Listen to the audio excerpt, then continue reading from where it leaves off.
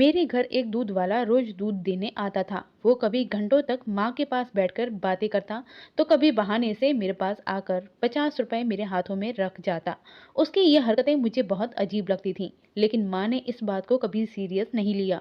एक दिन जब माँ घर पर नहीं थी और दूध वाला आया, तो मैंने उसे आवाज देकर कहा कि रसोई में बर्तन भर दे। जब उसने जो किया वो सोचकर ही मेरे होश उड़ गए। उस रात वो दूध देने आया तो उसने दरवाजे की कुंडी अंदर से बंद कर दी, और उसके बाद जो हुआ वो देखकर मेरे होश उड़ गए। मोहल्ले की गलियों में रोज की तरह दूध वाला अपने काम में लगा हुआ था। उसके हाथ में दूध की बाल्टी थी। हर दिन की तरह वो हमारे घर भी आया। माँ ने दरवाजा खोला तो मुस्कुराते हुए उसे अंदर बुलाया। मैंने देखा तो हमेशा की तरह मुझे गुस्सा आया। वो आदमी मुझे बिल्कुल पसंद नहीं था। उसकी बातें, उसकी हंसी और सबसे ज्यादा उसकी हमारे घर में इतनी देर तक बैठने की आदत। लेकिन इस बार कुछ अलग था। उसकी आंखों में एक अजीब सी बेचैनी थी, जैसे वो कुछ कहना चाहता था लेकिन हिम्मत नहीं जुटा पा रहा था।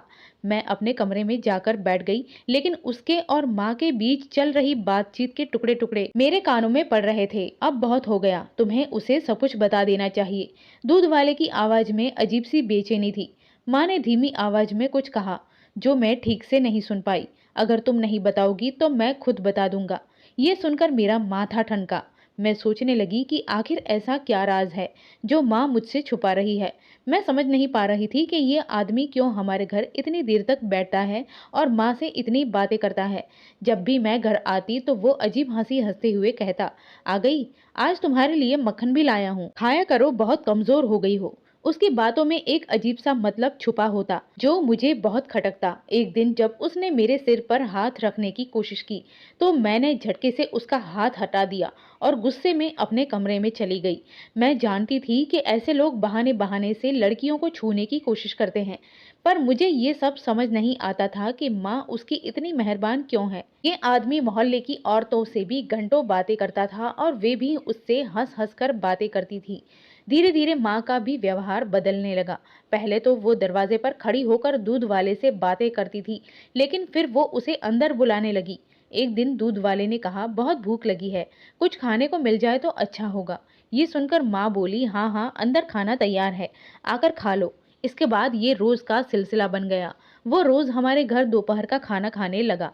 माँ उसे इतनी सहजता से अपनाने लगी थी कि मुझे हैरानी होती थी। मेरी माँ एक विधवा थी। मोहल्ले में उनकी बहुत इज्जत थी। उन्होंने मेरी खातिर दूसरी शादी तक नहीं की और अपना जीवन मेरी देखभाल में समर्पित कर दिया। मैं 10वीं कक्षा में आ गई थी और हमारे घर का गुजारा माँ की सिलाई के काम से चलता था। हमें हर चीज की बचत करनी पड़ती थी, लेकिन माँ दूध वाले को रोज खाना खिलाती थी। ये देखकर मेरा दिल जलने लगता था। जब मैंने माँ से इस बारे में शिकायत की तो वो मुझ पर ही भड़क गई। शर्म नहीं आती किसी की रोटियां गिनते हुए? जो खाता है वो अपने नसीब का खाता है। आइंदा अगर तेरी जुबान से ऐसी बात निकली तो जुबान खींचकर हाथ में पकड़ा दूंगी, कहकर माँ गुस्से में कमरे में चली गई। मुझे माँ की बात समझ नहीं आई, लेकिन अगले दिन जो हुआ उसने मेरे रोंगटे खड़े कर दिए। अगले दिन जब मैं स्कूल से घर लौटी तो देखा कि दूध वाला पहले से ही घर में बैठा हुआ था। उसे देखकर मेरे मन में अजीब सी घबराहट हुई। जैसे ही वो मेरी ओर बढ़ा और सिर पर हाथ रखने की कोशिश की, मैंने तुरंत उसका हाथ झटक दिया और गुस्से से अपने कमरे में चली गई। मैं अब साफ साफ समझने लगी थी कि ये आदमी बहाने बहाने से मुझे छूने की कोशिश करता है। ये सोचकर ही मेरा खून खौलने लगा कि माँ आखिर क्यों इसे घर में इतनी छूट दे रही है। रात को जब माँ मेरे कमरे में आई तो फिर से वही बात छेड़ दी। तूने दूध वाले से ऐसा बर्ताव क्यों किया? वो तुझसे बड़ा है, तेरा भला चाहता है, तुझे प्यार करता है। मैंने माँ की तरफ देखा और गुस्से में बोली, प्यार?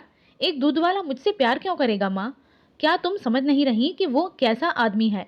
माँ ने मेरी बातों को अनसुना कर दिया और वहां से चली गई। लेकिन अब मैं और चुप नहीं रह सकती थी। अगले दिन मैंने ठान लिया कि कुछ तो करना होगा। अगली रात जब मैं सोने जा रही थी तभी दरवाजे पर किसी ने दस्तक दी। मैं सोचने लगी कि इतनी रात गए कौन आया होगा। माँ अपने कमरे में थी। मैंने झांक कर देखा तो मेरे पैरों तले जमीन खिसक गई। दरवाजे के बाहर वही दूध वाला खड़ा था। मेरे हाथ पांव कांपने लगे। उसने इधर उधर देखा और फिर धीरे से दरवाजा खोलने की कोशिश की। ये देखकर मैं कांप गई। मैं दौड़कर माँ के कमरे में गई और घबराई हुई आवाज में बोली, माँ, बाहर देखो, दूध वाला खड़ा है। माँ ने मेरी तरफ देखा, लेकिन उनके चेहरे पर कोई खास चिंता नहीं दिखी। उन्होंने दरवाजा खोला और बोली, इस वक्त क्यों आए हो? दूध वाला थोड़ा सकपकाया और बोला, बस सोचा कि दूध के पैसे देने आ जाऊं। माँ ने उसकी बातों पर यकीन कर लिया और उसे अंदर बुला लिया। मुझे गुस्सा आ गया। मैं अपने कमरे में चली गई, लेकिन डर से मेरा शरीर कांप रहा था। कुछ देर बाद जब सब शांत हो गया तो मैंने चुपचाप अपने कमरे से बाहर झांका। जो मैंने देखा उसने मुझे अंदर तक हिला दिया। रोज की तरह स्कूल जा रही थी। रास्ते में वो दूध वाला अपनी दुकान पर बैठा हुआ था। जैसे ही उसने मुझे देखा, तुरंत दुकान से बाहर निकला और मेरा नाम लेकर पुकारने लगा। मैंने उसकी तरफ देखा तो उसने मुझे रुकने का इशारा किया। आसपास और भी दुकानें थीं और अब सबकी निगाहें मुझ पर टिक गईं। उसकी हरकतें मुझे बेहद बुरी लगीं। वो दुकान से निकलकर मेरे पास आया। धोती और बनियान पहने हुए वो आदमी अचानक मेरे हाथ में 100 रुपए का नोट थमाकर बोला, स्कूल में कुछ खा लेना। ये कहकर वो वापस अपनी दुकान में चला गया। वहां मौजूद दुकानदार मुझे अजीब निगाहों से देखने लगे। मुझे ये सब इतना बुरा लगा कि मैं स्कूल जाने के बजाय सीधे घर लौट आई। घर पहुंचते ही मैंने गुस्से में दरवाज़ा जोर से खटखटाया। माँ सिलाई मशीन पर बैठी थीं। दरवाज़ा खोलते ही मुझे देखकर परेशान हो गई और बोली, क्या हुआ? स्कूल क्यों नहीं गई? मैं गुस्से से कांप रही थी। मैंने 100 रुपए का नोट माँ के हाथों में थमा दिया और कहा, इस दूध वाले को समझाइए कि अपने हद में रहे। उसने सबके सामने मुझे पैसे दिए। हम कौन सा इस पर निर्भर हैं? ये कौन होता है हमें एहसान देने वाला? लोग क्या सोचेंगे, मोहल्ले वाले क्या कहेंगे कि हम दूध भी मुफ्त में लेते हैं? माँ के चेहरे पर भी हैरानी थी। उन्होंने गंभीर स्वर में कहा, ठीक है, वो दूध लेकर आएगा तो मैं उसे मना कर दूंगी। मुझे पहली बार अपने हालत पर बेइंतहा गुस्सा आ रहा था। ऐसा लग रहा था जैसे हमारी गरीबी ने हमें दूसरों के रहमो करम पर रहने के लिए मजबूर कर दिया हो। मैंने ठान लिया कि किसी का एहसान नहीं लेना है। मुझे अपनी पढ़ाई पूरी करनी थी, नौकरी करनी थी और अपने हालात खुद बदलने थे। शाम को जब मैं ट्यूशन पढ़ाने के बाद घर लौटी तो देखा वो आदमी माँ के साथ चारपाई पर बैठा था। मुझे देखते ही वो तुरंत खड़ा हो गया। उसके चेहरा अजीब सा लग रहा था, शायद पछतावे का दिखावा कर रहा था। वो झुकी आवाज में बोला, मुझे माफ कर दो, मेरा इरादा गलत नहीं था। मैं तुम्हारी इज्जत की कदर करता हूँ। बस एक पल के लिए ये ख्याल आया, लेकिन तुम्हें अच्छा नहीं लगा, इसका अफसोस है। फिर उसने जेब से वही 100 रुपए का नोट निकाला और मेरी तरफ बढ़ाते हुए कहा, ये रख लो। अगर तुमने इसे रख लिया तो मुझे लगेगा कि तुमने मुझे माफ कर दिया। मना मत करना। मैं गुस्से से उसे कुछ सुनाने ही वाली थी कि माँ ने इशारा किया कि पैसे रख लो। मैं उस वक्त किसी बहस के मूड में नहीं थी, इसीलिए चुपचाप पैसे रख लिए। उस आदमी के चेहरे पर एक अजीब सी खुशी फैल गई और वो घर से बाहर चला गया। कुछ दिनों बाद जब मैं ट्यूशन पढ़ा रही थी तो एक बच्चा अचानक बोल पड़ा, आपके दूध वाले अंकल आपके क्या लगते हैं? मैंने झुंझलाकर कहा, इधर पढ़ाई पर ध्यान दो, फालतू सवाल मत करो। लेकिन कुछ दिन बाद एक और बच्चे ने वही सवाल किया। मेरी माँ कह रही थी कि आपकी माँ और दूध वाले अंकल के बीच कुछ चल रहा है। मेरी सबसे बड़ी चिंता अब सच साबित हो रही थी। वो बात जिसका मुझे डर था आखिरकार लोगों की जुबान पर आ ही गया। मेरी माँ, जिनका मोहल्ले में हमेशा सम्मान किया जाता था, जिनकी पूरी जिंदगी बेदाग गुजरी थी, अब उनके चरित्र पर उंगलियां उठने लगी थीं। उन्होंने जवानी से बुढ़ापे तक एक इज्जत के साथ जिंदगी बिताई, लेकिन अब उनकी साख दांव पर लग चुकी थी। माँ वहीं बैठी सिलाई कर रही थी और साथ ही बच्चों की बातें भी सुन रही थी। जब मैंने गुस्से में माँ की तरफ देखा तो उन्होंने मेरी नजरों से बचने की कोशिश की और दोबारा अपने कपड़े सीलने में लग गई। जब बच्चों ने मेरी माँ के बारे में बातें बनानी शुरू कर दी तो मुझे बहुत गुस्सा आया, लेकिन सबसे ज्यादा तकलीफ इस बात की थी कि माँ खामोश थी। उन्होंने उन बच्चों को जवाब तक नहीं दिया, ये तक नहीं कहा कि तुम्हारी माँ कौन होती है मेरे किरदार पर उंगली उठाने वाली। उनकी चुप्पी मुझे अंदर तक कचोटने लगी। जब ट्यूशन के बच्चे चले गए तो मैंने माँ से कहा, माँ आप सब कुछ सुन रही थी ना? सारी जिंदगी आपकी इज्जत रही है, आपकी कोई बुराई नहीं करता था, लेकिन अब लोग हमारे बारे में बातें करने लगे हैं। ये दूध वाला हमारे घर क्यों आता है? अब आपको इससे आने से रोकना होगा। मेरी बात सुनकर माँ ने ठंडी आवाज में कहा, लोगों की तो आदत होती है, गरीब की रोटी कोई नहीं देता, लेकिन ताने देने में सबसे आगे रहते हैं। तुम इन बातों की परवाह ना करो। कि ये बात सुनकर मैं चौंक गई। मैंने कहा, माँ मैं इन बातों की परवाह क्यों ना करूं? हमें इसी मोहल्ले में रहना है। अब आप इस दूध वाले को घर में मत आने दीजिए, बल्कि मैं खुद जाकर इसे कह दूंगी कि अब से हमारे घर दूध मत लाया करे। हम किसी और से दूध ले लेंगे। मेरी बात सुनकर माँ ने सख्ती से कहा, नहीं, हमारे घर वही दूध लेकर आएगा। तुम नहीं जानती वो हमारा कितना बड़ा मददगार है। मैं उसे मना नहीं कर सकती। मुझे माँ की इस बात से और भी हैरानी हुई। आखिर वो कौन से ऐसे एहसान कर रहा था कि माँ उसे रोक नहीं सकती थी। मैंने माँ से कहा, आप मुझे सच सच क्यों नहीं कहती? आखिर ऐसा क्या है जो आप छुपा रही हैं? लेकिन माँ ने मेरी बात का कोई जवाब नहीं दिया, बस अपने काम में लगी रही, जैसे कि मेरी कोई बात उन तक पहुंची ही ना हो। उनकी चुप्पी मुझे गुस्सा दिला रही थी, लेकिन मैंने फैसला कर लिया कि अब इस दूध वाले से कोई बात नहीं करूंगी। जब भी वो दूध लेकर आता, अगर दरवाजा मैं खोलती तो भी उसके हाथ से वो दूध नहीं लेती, बस माँ को आवाज देकर कहती, माँ दूध वाला आया है, आप खुद जाकर दूध ले लीजिए। कुछ दिनों बाद जब मैं स्कूल जा रही थी तो मोहल्ला का एक आवारा लड़का मेरे पीछे पड़ गया। वो बार बार मेरी तरफ अजीब निगाहों से देखता, कभी सीटियां मारता तो कभी बेहुदा फफ्तियां कसता, कभी मेरे साथ साथ चलने लगता। मैं चाहती थी कि उसे जवाब दूं, लेकिन अगर मैं कुछ कहती तो मोहल्ले में तमाशा बन जाता। मैं चुपचाप तेज कदमों से आगे बढ़ने लगी। जैसे ही मैं दूध वाले की दुकान के पास से गुजरी, उसने ये सब देख लिया। वो अचानक गुस्से में तमतमाता हुआ अपनी दुकान से बाहर निकला और उस लड़के को पकड़कर दो चार जोरदार मुक्के जड़ दिए। लड़का सहम गया, लेकिन दूध वाला रुका नहीं। वो लगातार उसे पीटे जा रहा था और गरज कर बोला, तेरी इतनी हिम्मत कैसे हुई इस लड़की को छेड़ने की? सीटियां मारेगा, बदतमीजी करेगा, मैं तेरा मुंह तोड़ दूंगा। वहां पर बहुत से लोग इकट्ठे हो गए। मेरे लिए ये एक तमाशा बन चुका था। दूध वाला गुस्से से बेकाबू हो चुका था। लड़के ने भी बचाव में हाथ उठाना शुरू कर दिया और गुस्से में चिल्लाया, तू कौन होता है मेरे मामले में बोलने वाला? ये लड़की मेरी है, मेरा इस लड़की के साथ चक्कर चल रहा है। मुझे ऐसा लगा जैसे मेरे पैरों के नीचे से जमीन खिसक गई हो। मेरा हाल ऐसा था कि काटो तो खून ना निकले। मेरी आंखों में आंसू आ गए। मैं रोते हुए चिल्लाई, मैं इसको नहीं जानती। दूध वाला और भी गुस्से में आ गया।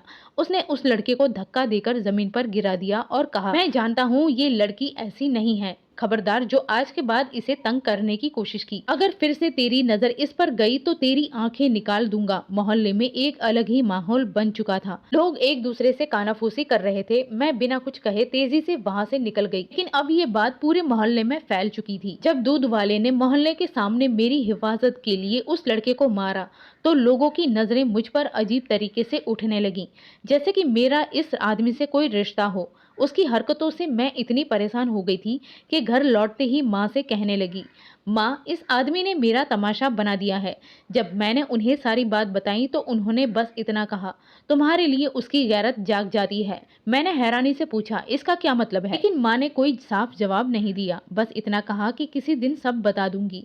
ये कहकर वो कमरे से बाहर चली गई। अगले दिन माँ ने कहा, मैं बाजार जा रही हूँ, देर हो जाएगी।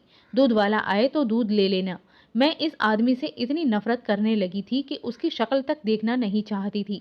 इसीलिए दोपहर में खाना बनाया और अपने कमरे में जाकर बैठ गई। दरवाजे के पास एक खाली बर्तन रख दिया और दरवाज़ा हल्का सा भीड़ दिया, ताकि जब वो आए तो मैं बाहर निकले बिना ही उसे दूध डालने को कह सकूं।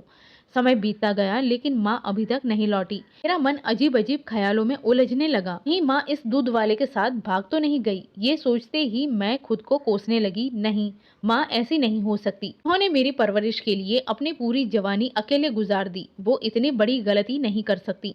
शाम के 8 बज चुके थे। अभी दरवाजे पर दस्तक हुई। मैंने दूर से ही पूछा, कौन है? तो वो बाहर से आवाज आई, मैं दूध वाला हूँ, दूध ले लो।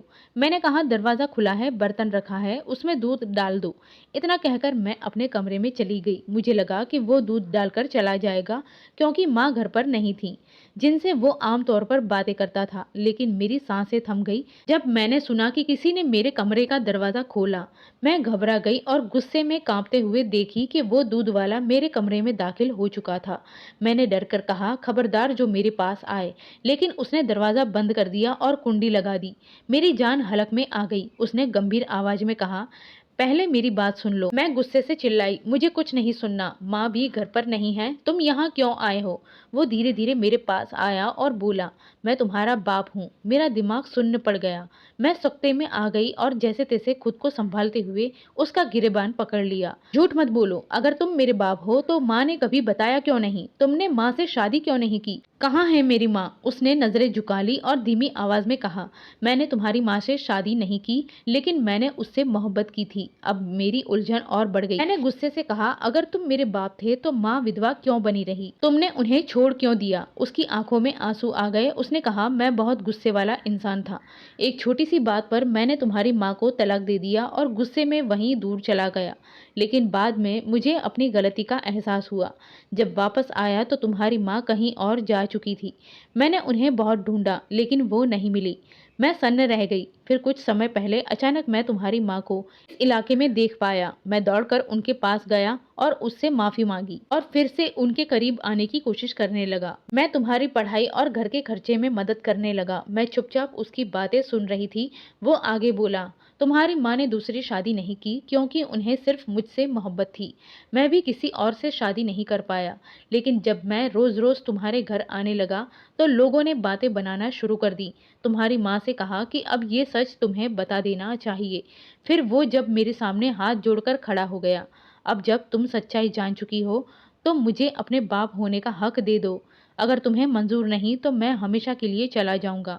मैं बिना पलक झपकाए उसे देख रही थी। मेरी दुनिया जैसे उलट चुकी थी। मैंने दूध वाले की आंखों में देखते हुए कहा, अगर आप सच में मेरे पिता हैं और चाहते हैं कि मैं आपको अपनाऊं तो इस सच्चाई को सबके सामने कबूल करें, ताकि कोई मुझे गलत ना समझे और कोई भी माँ पर उंगली ना उठा सके। वो कुछ पल के लिए चुप रहा, फिर सहमति में सिर हिलाया। अगले ही दिन उसने पूरे मोहल्ले के सामने ये ऐलान कर दिया कि हाँ, मैं ही इसका सगा बाप हूँ। वो लोग जो अब तक मुझे और माँ को शक की नजर में देख रहे थे, अब उनकी नजरों में हमारे लिए इज्जत आ गई थी। इस कबूलनामे के बाद मैं भी थोड़ा सुकून महसूस करने लगी। लेकिन एक सच ये भी था कि जो गलती उसने मेरी माँ के साथ की थी उसे अब बदला नहीं जा सकता था। वक्त बीत गया लेकिन मेरे दिल में उसके लिए मिली जुली भावनाएं बनी रहीं। उसने अपने किए का प्रायश्चित किया, मगर माँ की तकलीफें अब भी मेरी आंखों के सामने थीं। अगर आपको ये कहानी अच्छी लगी हो तो इसे लाइक, शेयर और सब्सक्राइब करना ना भूलें। धन्यवाद दोस्तों। फिर मिलेंगे एक नई कहानी के साथ।